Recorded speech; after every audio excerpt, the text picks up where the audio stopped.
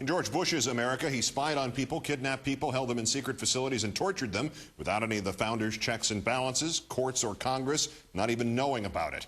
In our fourth story tonight, the first steps towards accountability for those who said the president could operate outside the rule of law. Today, the ACLU wrote to the Obama administration asking it to release dozens of memos, secret memos, ones issued by the Bush Justice Department telling Mr. Bush that waging war elevated him above the law. Mr. Obama rescinded those memos last week and ordered his agencies to embrace transparency, but we still don't know how he will extend that transparency to his predecessor. Whether to seek truth or justice for the Bush era, now a question for Eric Holder, expected to win full Senate confirmation as Attorney General as early as tomorrow. After sailing through the Judiciary Committee today on a vote of 17-2, one of those two no votes, Republican John Cornyn of Texas saying, quote, "I am left with remaining doubt about Holder's political independence." Just a moment.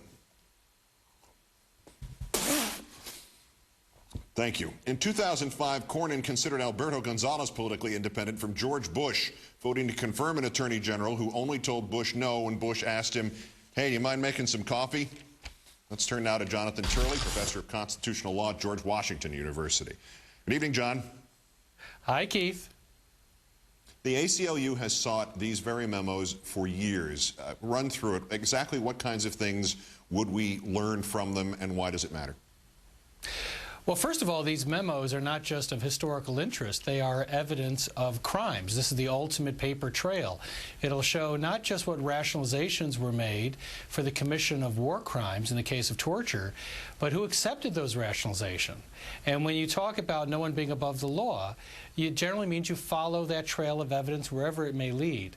And these memos will give us a very good account of who made the decisions and who assisted in what is now a pretty well-defined war crime. Valid reasons that the Obama administration might possibly have to not release these documents now, are there any? Not really, because the existence of the program is well known. The details are well known. It is admitted that waterboarding occurred. And so what's being classified here is really evidence and a historical record. But, the fascinating thing is that you have a group of people who knew at the time that they would be accused of war crimes for ordering the torture of individuals, and they then promptly classified even their legal argument. So it's a unique situation where you have people who are presumed felons who have the ability to control what evidence will be used against them.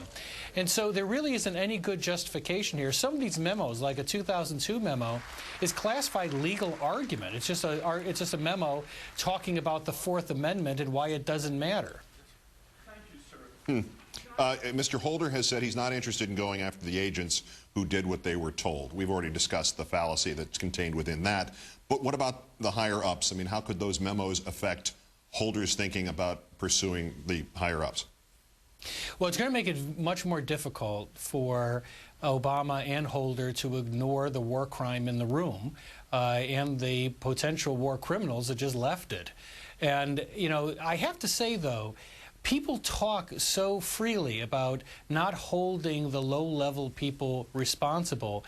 They don't seem to realize that that's accepting the defense of just following orders, the very defense we rejected in Nuremberg. And so the implications of what is being said seems to be totally detached from this political moment. But I do believe that if these memos are released, and I think it's a great credit to the Obama administration that they are thinking of releasing them, it will make it all the more difficult to ignore the people who wrote them, and more importantly, the people who received them. A side note about Mr. Holder. The Washington Times reported today that the Republican senator from Missouri, Mr. Bond, said he had voted for him after Holder assured him that there were not going to be any torture prosecutions. Holder promptly denied that. Mr. Bond would not, his office did not reply to our request for any clarification on that. But whether or not it's true, what did he have to gain with that story? And now that it's been shot down, what do we look for from Republicans at the full Senate confirmation vote, which might be tomorrow?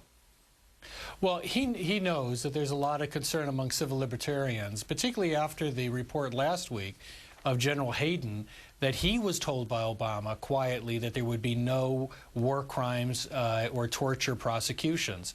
And for civil libertarians, it's a great concern. The important thing here is that all they have to do is say, it's not our decision. We're going to take the evidence where it leads, and we're not going to stand in the way of an investigation of war crimes, because that's not the type of country we are. Jonathan Turley of George Washington University. As always, John, my great thanks. Thanks, Keith.